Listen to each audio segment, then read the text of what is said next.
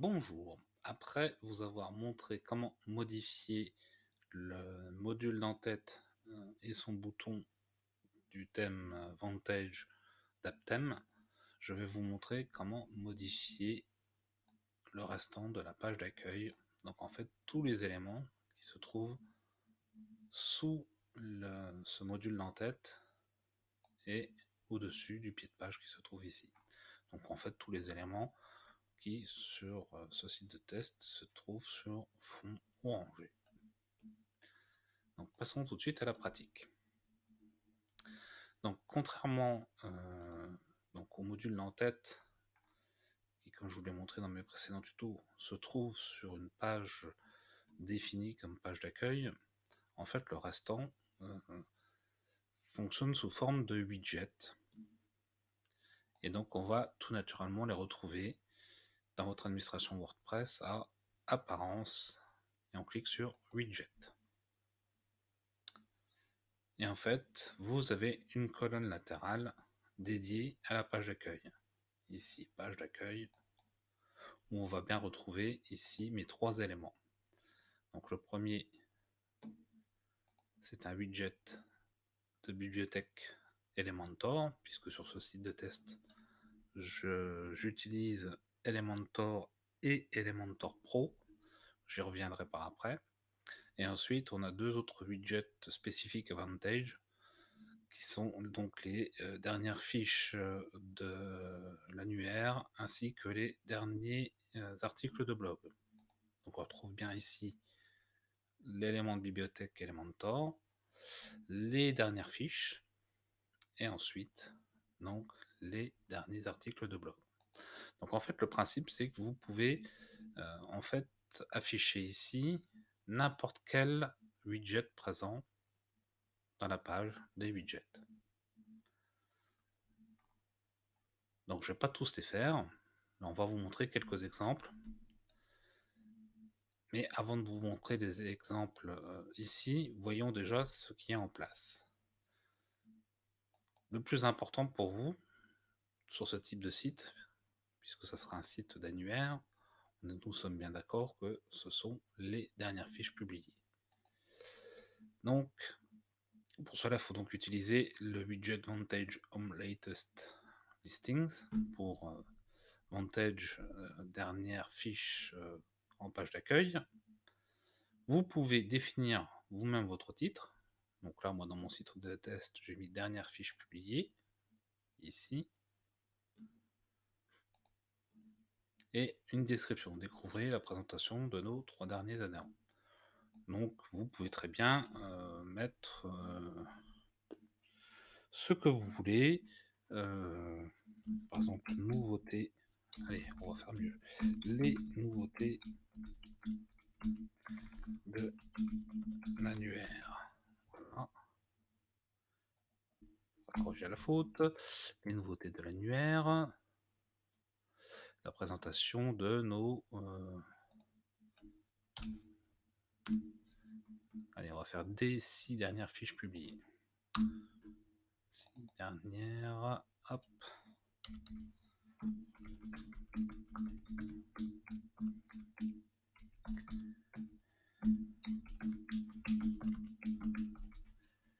Voilà. Et j'ai une faute ici. Découvrez, voilà. Et donc ici, je vais augmenter, puisqu'on a dit qu'on a passé à 6, donc je vais l'augmenter à 6. Donc vous avez la possibilité soit de modifier, hop, ici, voilà. Alors en fait, oui, comme on les affiche 3 par 3, automatiquement, on saute de 3 en 3. Donc, je vais laisser 12 par exemple, on va cliquer sur enregistrer.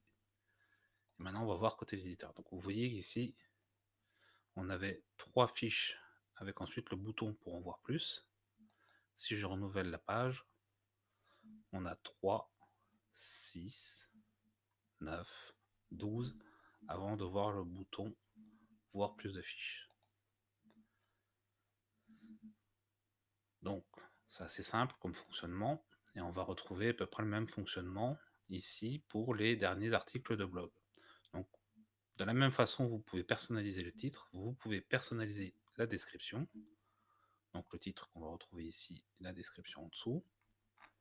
C'est vrai je suis allé un peu vite, on n'avait pas checké la modification ici. Donc oui, j'avais dit 6 et puis finalement j'ai mis 12. Mais bon, c'est pour vous montrer que vous pouvez vraiment personnaliser comme vous le souhaitez. Donc pour les blogs, les derniers articles de blog, pareil. Donc hop, on va passer à 6. Je ne vais pas modifier ni le titre ni la description. Je pense que vous avez compris le principe de fonctionnement. Donc on va gagner un peu de temps. Voilà, et donc on a bien nos 6 articles. Maintenant, je vais vous montrer comment ajouter un élément. Donc on va venir glisser un élément entre le premier et le second. On va venir mettre par exemple un élément image. Donc vous glissez, déposez votre widget comme vous le faites pour n'importe quelle colonne latérale. Donc le titre, je ne vais pas me fouler, je vais mettre mon image. Bien sûr, trouver un titre qui soit efficace et évocateur pour vos visiteurs. Ensuite, vous cliquez sur ajouter une image pour aller chercher une image dans votre bibliothèque de médias. Ou si vous ne trouvez aucune image qui vous intéresse, bien sûr, vous pouvez cliquer sur téléverser et aller chercher votre image. Donc, bon, pour gagner du temps, je vais prendre une image qui est déjà en ligne. Alors, je vais prendre, voilà, celle-ci. Donc, vous avez la possibilité de paramétrer un lien comme sur la plupart des images et de choisir la taille. Donc là, on va prendre la taille originale. Donc, ajouter au widget. Encore une fois, vous pouvez mettre le lien ici si vous n'avez pas paramétré avant. Donc tiens, pour le test, je vais mettre un lien vers l'hébergeur ou de Switch que je vous recommande. Hop, on clique sur enregistrer, on renouvelle la page, comme c'était entre le premier et le troisième élément. Donc vous voyez, bon, l'image par contre, il va falloir adapter puisque c'est une image qui va prendre toute la largeur. C'est un peu, je dirais, le défaut de ce fonctionnement par défaut de Vantage. C'est que voilà, si vous n'avez pas une image qui fait toute la largeur de votre site, ça va forcément se coller sur la gauche et ça va pas être très joli. Donc, je vais vous proposer un autre élément juste pour vous montrer comment ça fonctionne. Donc, par exemple, on va mettre un élément de texte qu'on va venir ajouter en dessous de notre image. Donc, mon texte de démo. Donc là, vous voyez que vous retrouvez l'éditeur de texte disponible dans les widgets WordPress. Donc c'est un éditeur de texte qui est quand même relativement simple. Pour gagner du temps, je vais mettre du faux texte. Donc je vais prendre par exemple 5 paragraphes que je copie et je viens coller ici. J'enregistre. Je renouvelle ma page. Voilà. Donc on a bien notre module de texte ici.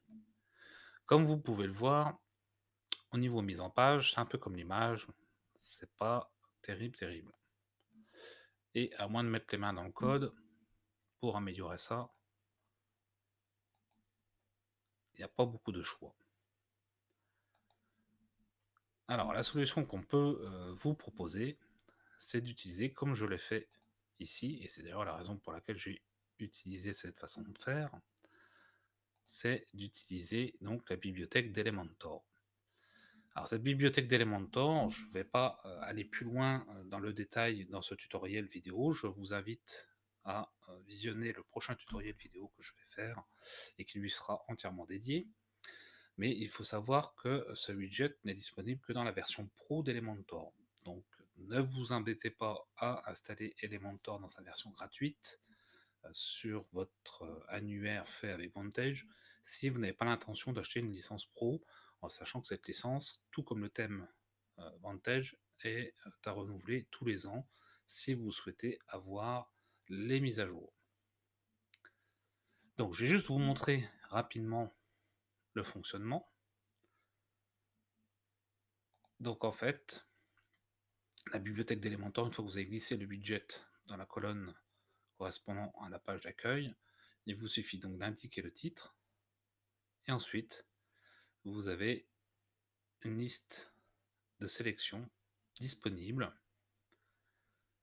donc parmi les modèles Elementor. Donc là, comme c'est un site de test, forcément je n'en ai pas beaucoup, je n'ai qu'une page et une section. Donc ici en fait ça sera une section qu'il faudra choisir et non pas une page, puisqu'on ne veut pas afficher ici le contenu total d'une page, mais bien une section.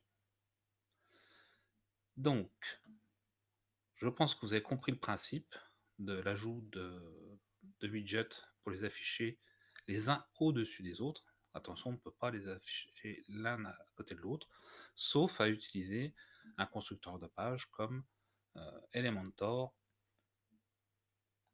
lorsque celui-ci, dans sa version payante, propose donc le widget qui va bien pour afficher en colonne latérale. Donc, je n'ai maintenant terminé avec ce tutoriel vidéo, que je vous invite à liker et à partager sur les réseaux sociaux. Et je vous recommande une fois de plus donc l'hébergeur O2Switch, un hébergeur 100% français, chez qui je suis client depuis plusieurs années, et dont je suis pleinement satisfait du service, non seulement de la disponibilité des sites que j'y héberge, de leur performance, mais aussi et surtout de la réactivité du service SAV, de leur courtoisie et de leur volonté de résoudre vos problèmes, y compris lorsque c'est pas forcément du ressort de l'hébergeur, et de la qualité donc de leurs réponses. Donc ça c'est très très très important, parce que des hébergeurs, vous en trouverez plein, il y en a une liste phénoménale, vous en trouverez à tous les prix, et par contre au niveau SAV, il y en a quand même beaucoup qui tiennent pas la route. Or, sachez que O2Switch fait partie des hébergeurs qui disposent du meilleur SAV qu'on puisse trouver, tout en sachant que le tarif est quand même modéré, puisque c'est 5 € hors taxe par mois, et que cela comprend un nom de domaine compris à vie. Je dis ça parce que beaucoup d'hébergeurs vous proposent le nom de domaine la première année, et l'année suivante vous le facturent 12, 15 ou 20 €. Tandis que là, c'est pas le cas de Switch, vous payerez toujours 5 € hors taxe, donc 6 € TTC par mois, et le nom de domaine est toujours compris dedans. Voilà, et bien écoutez, je vous dis à bientôt pour un prochain tuto. Ciao ciao.